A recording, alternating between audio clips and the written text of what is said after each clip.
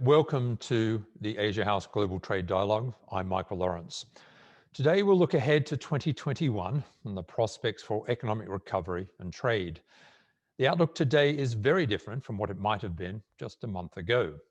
In the last few weeks, there have been some profound developments which have triggered a rethink of the shape the world will take in 2021 and beyond. They include the development of a vaccine for COVID-19. There is now hope the world can emerge from the pandemic. Joe Biden's victory in the US election. His foreign policy slogan is "America is back."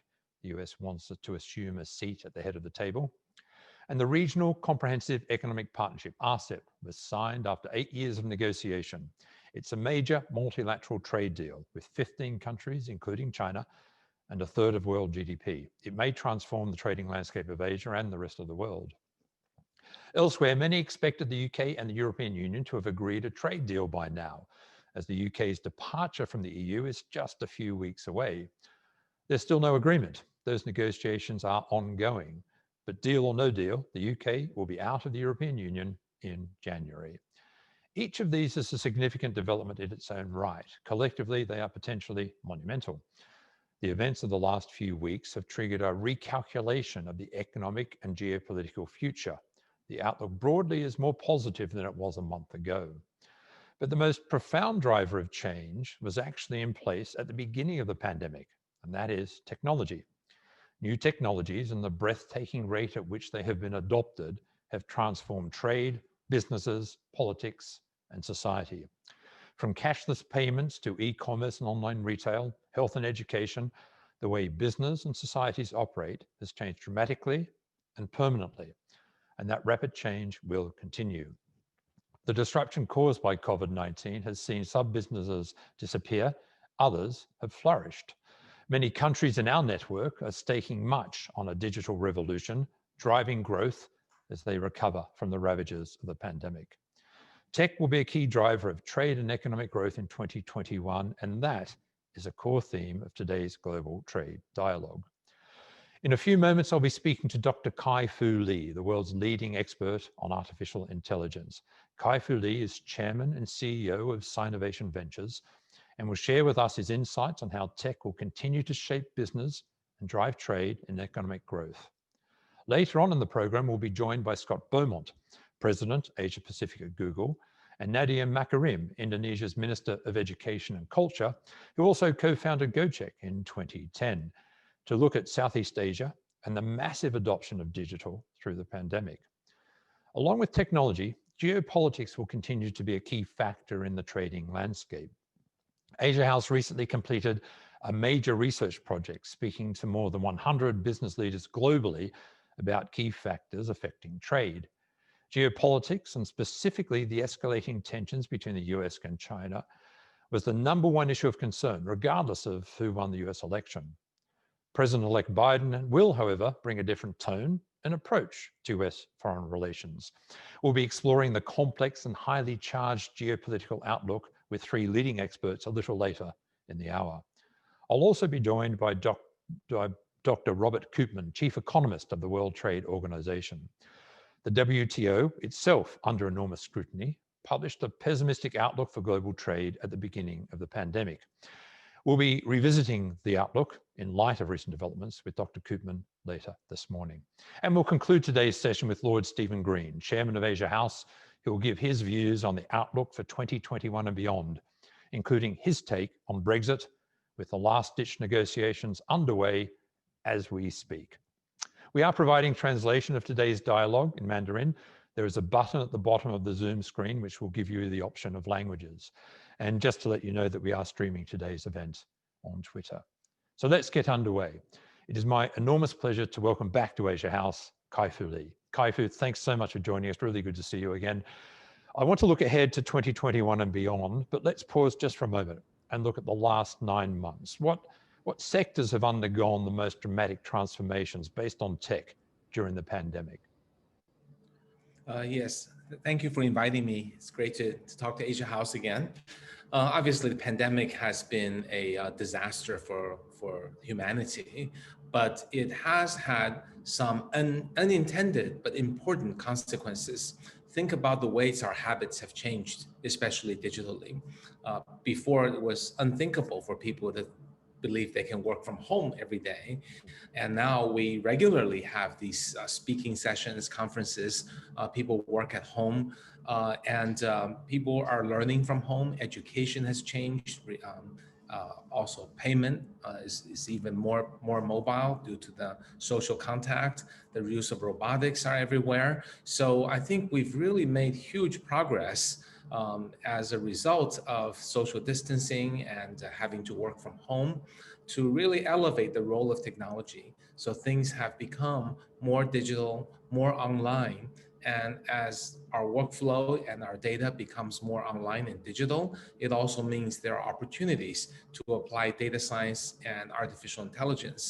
So it's my anticipation that these habit changes, along with digital online, with AI coming next, to really provide more rapid than originally anticipated speed towards digitization, which will have some consequences that we can later talk about.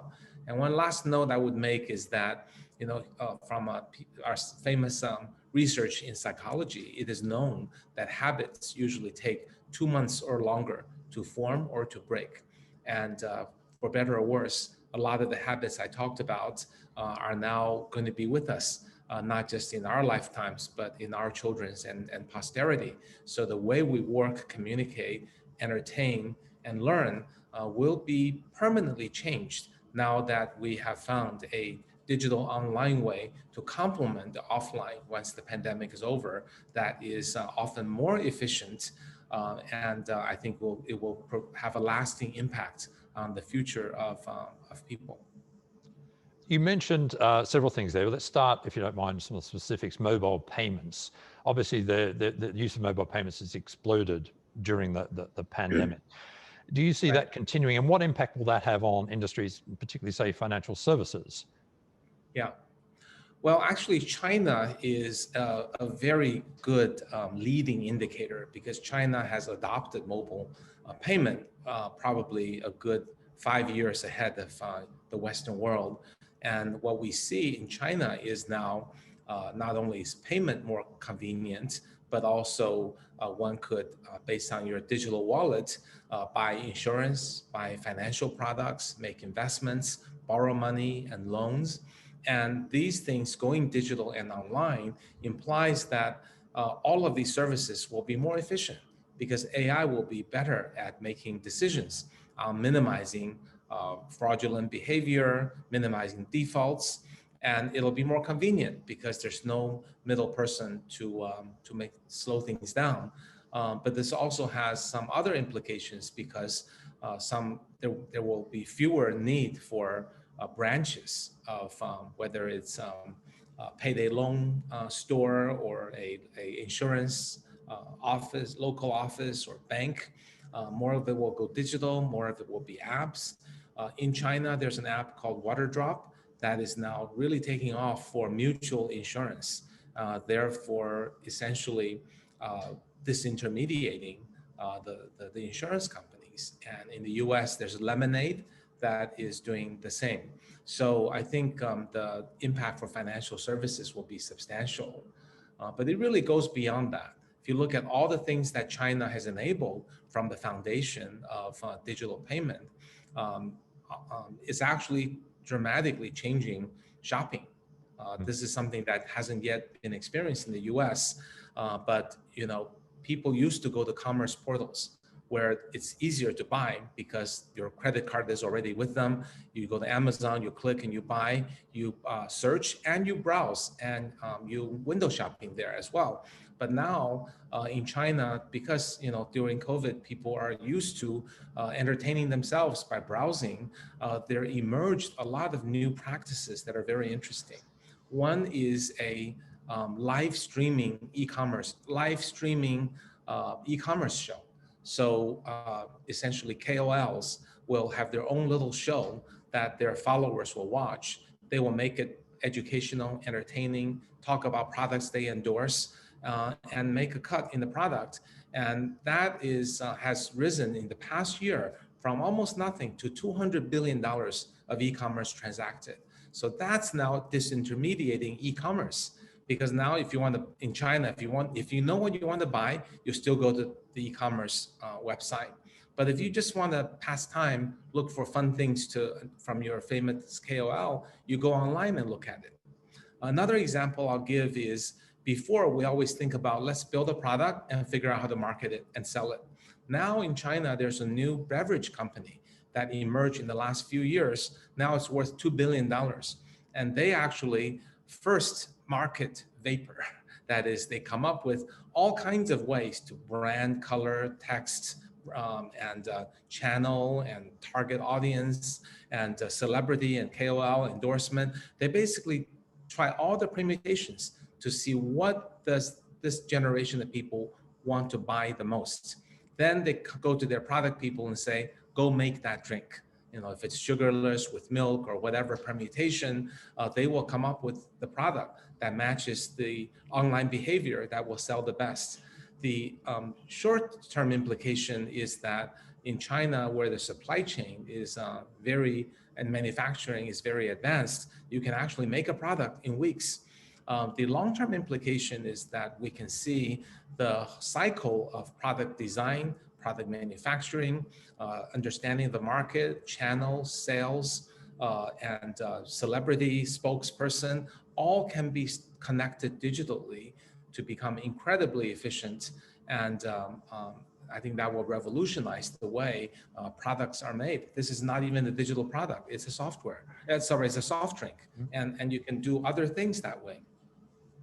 I want to go back briefly to financial services, and Singapore has just granted 4 new digital banking licenses. And interestingly, it's Grab and Financial C, the online gaming group. They're the recipients of those licenses. This clearly seems to be a very rapid pulling together of tech and financial services, to the point where we'll stop talking about fintech, perhaps. It'll just be tech. Is that the way you see it? Yes, I think there will be emergent technology players that will make very rapid progress because they don't have to worry about cannibalizing their existing businesses. And they will show that the frictionless way of fintech is going to be the future. But at the same time, I think the traditional players are also waking up, realizing that they don't want to be disrupted by these new players. They are still somewhat protected for good reasons by laws and regulations, because they're trusted brands and they have enough cash reserves and so on. So they have some runway, right? Some window of opportunity where they can wake up and realize they got to cannibalize their own business and eat their own lunch before someone else comes in and eats it. And I think this will be a race for the traditional players. Some, I think, will leverage their brand and their trustworthiness and their existing infrastructure and their having all the licenses to stay ahead. Others, I think, will falter. So in China, we're seeing some of the banks, like the Merchant Bank of China and Construction Bank, and also some of the top insurance companies like Ping An, really leap ahead. If you go to these companies, they have very good AI teams, and they're starting to realize the data they've accumulated is not a cost center, but a gold mine they're sitting on, and they can use that to protect their market share and even gain market share. So I think both sides will rush in and embrace technology. You taught me several years ago that secret of AI is data, and the more data you have, the better your AI can be.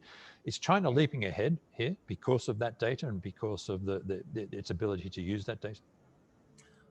Yes, I think so. China, first of all, has more people, right? It's a homogeneous, single language, single culture group of 1.3 billion people, all of whom are almost all of whom are online. So larger data set. And I think Chinese people tend to embrace new technologies and don't question as much about data privacy and issues like that. Of course, data privacy matters, but I think people are using more hours and more willing to use something unless it's proven not trustworthy. So as a result, the Chinese companies are able to gather more data more quickly And if someone who has 4 or 5 times more data can build better products, then China can build great domestic products and potentially export them to other countries, having tested it on large data sets. So I do think that's a China advantage. I think we've seen that realized in social networking, as evidenced in Tencent's WeChat super app. There is no equivalent super app in the US, given the power they've gained and snowballed. Also with Alipay being the most advanced payment and financial. And I think some of the new areas we're going to see this will be new forms of e-commerce, as I mentioned earlier. But also I think healthcare is another one where China has large amounts of data. China does have laws about not selling data illegally without user consent, but it's not as stringent as, say, HIPAA for the US. So there's more of an opportunity to aggregate data from disparate sources that are anonymized and or with user consent that can develop into very powerful algorithms for whether it's medical diagnosis or the ability to recognize cancer or COVID from MRI and CT scans. So I think healthcare is another potential big area. And I think these areas will accumulate. And I do think it represents an advantage for China. Robotics have been on the agenda for several years, but the talk about adoption of robotics, given supply chain disruption and the COVID pandemic and the impact on human life, has accelerated. What's the next move for robotics? Do you see a more rapid adoption of them in the manufacturing process, and what industries in particular do you see adopting them? Right. I do think the robotics, a lot of people think about, home robots and R2D2 in the home. That's not in the making because, consumers don't have the kind of budget to buy first products, which tend to be not perfect and quite expensive. So it'll first be adopted by people with companies with the high requirements, manufacturing and warehouses. When we think about robotics, let's not think about, humanoid or even multi-capable devices. Let's think about single purpose. So maybe it's a robotic arm that can pick things up in the factory, or a robotic car that can move things that people cannot easily lift, and it can take things from place A to B.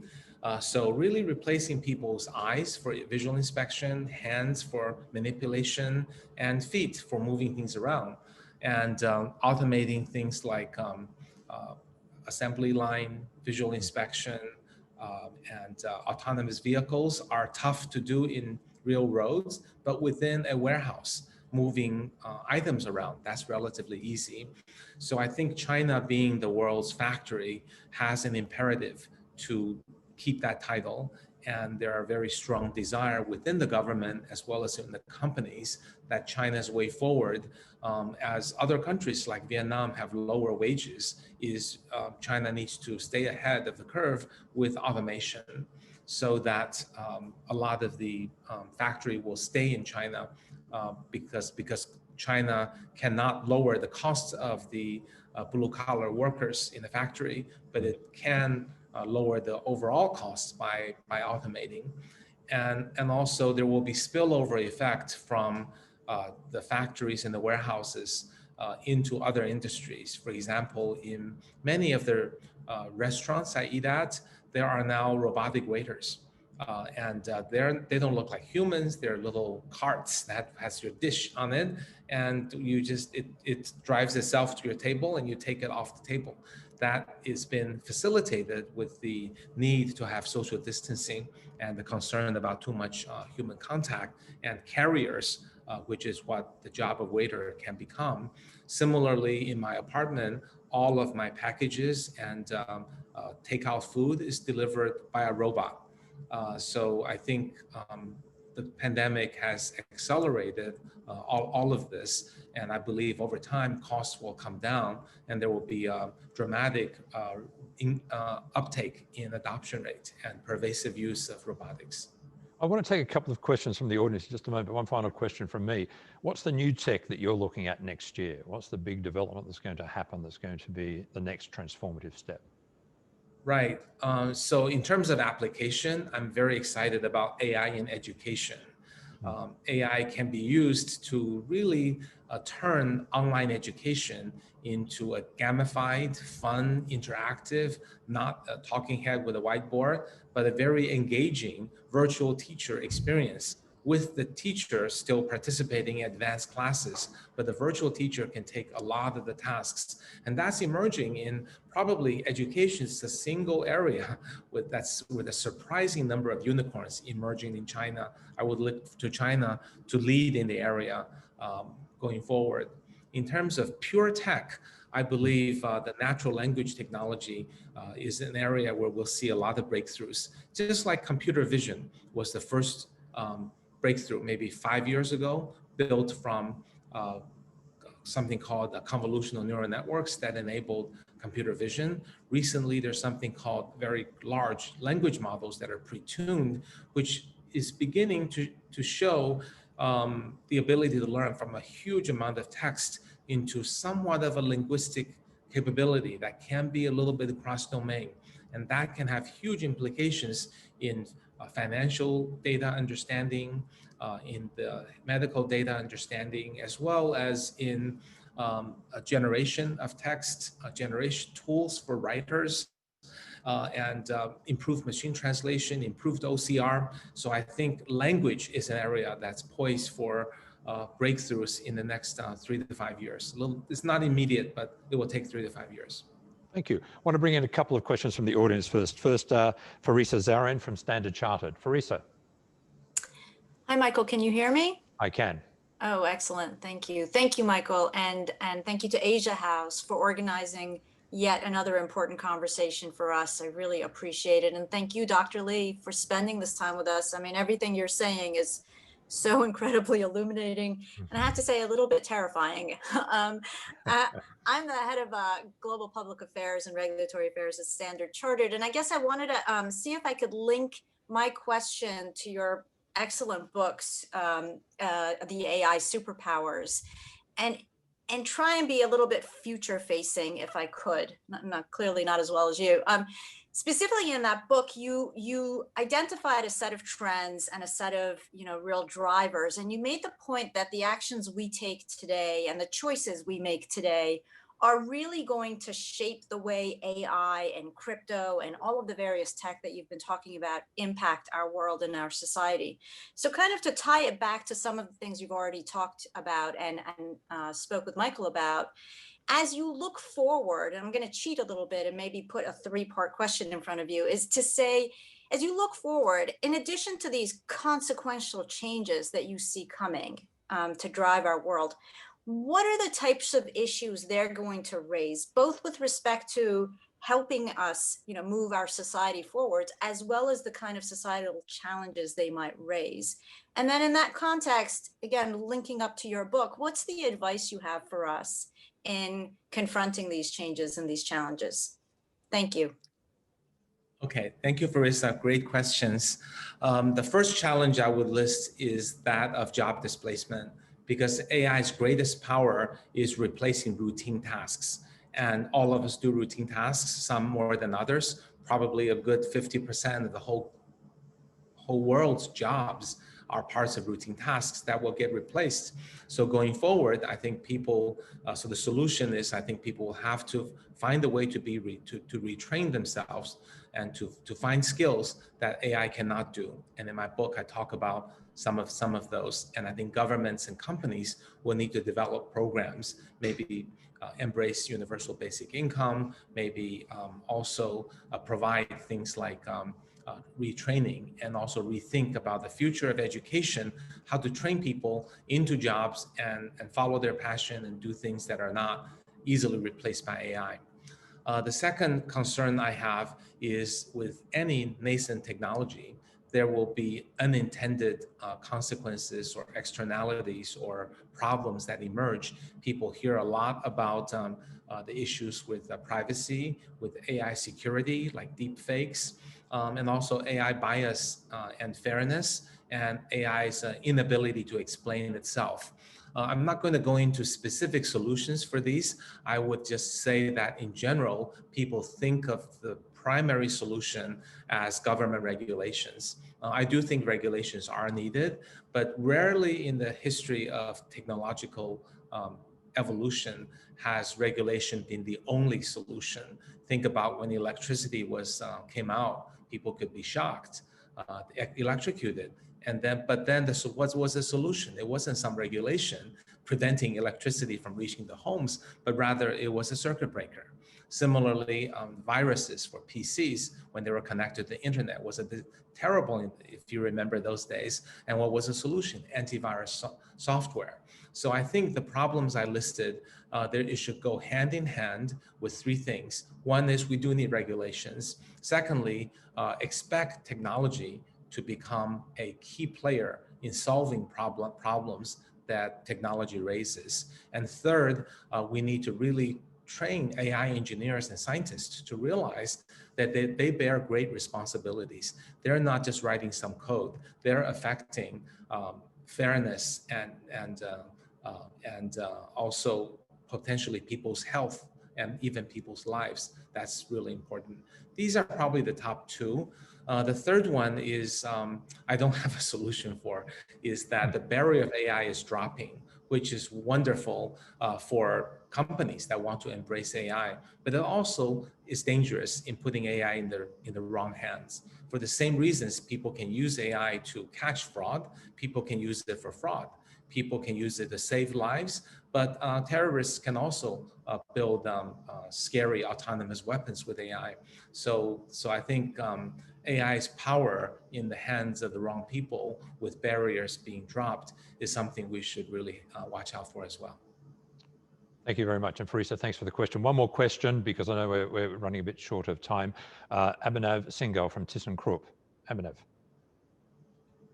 Thank you, Dr. Lee, for an amazing session. The question I had was, in light of the recent election results in the US, do you see more opportunities for collaboration between American and Chinese companies to accelerate AI adoption and create some meaningful use cases? Right. Yes, well, I'm not an expert in politics, but I do hear that President-elect Biden speaks a lot about returning to the Paris Accord for climate, and that is one of the big issues his administration will tackle. I think from whether China and US compete or collaborate, or that relationships improves a lot or a little, which I'm optimistic, but we don't know. But one thing's for sure is that on the issue of climate, China and US are fully aligned, and the use of technologies in solving those problems and commitment by both countries, I think will be necessary, will not just be helpful, but necessary to move this agenda forward. Other areas for collaboration, I think health would be a good one. Obviously, US, I think President-elect Biden talked about the likelihood of returning to WHO, and then there will be global bodies that can help put together various technologies for not just for treatment, for vaccine, but also in the future for prevention and for alert and alarm when potential new issues arise. I think the opportunity to use advances in simultaneously in biology and also in AI and IT together, I think is tremendous. And having, again, US and China working together, with China having a larger market and more data, and US having much more advanced medical research, and both countries having good AI, potentially creates win-win. And it's this kind of win-win that hopefully will bring the relationship of the two countries back in a more positive direction. Kai-Fu, we need to leave it there. Thank you so much. Really good to speak to you again. Enormously grateful to you for your time. Ladies and gentlemen, please thank Kai-Fu Lee.